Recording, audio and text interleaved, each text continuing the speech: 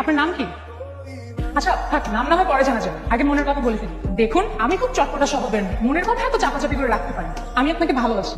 কি বললেন? বললাম যে আমি আপনাকে ভালোবাসি। আপনি কি আমার ফুলটা নিয়ে আমার ভালোবাসা গ্রহণ করবেন? আমি তো আপনাকে চিনি না। সময় তো ফুরিয়ে যাচ্ছে না, আমরা যখন পরে ছুটিয়ে প্রেম করবো তখন না হয় একজন আরেকজনের সম্পর্কে সব জেনে নিবো। আপনি সত্যি আমাকে ভালোবাসেন? সত্যি না বাসলে কি এভাবে রাস্তায় দাঁড়িয়ে একা একটা মেয়ে একটা ছেলেকে প্রপোজ করে?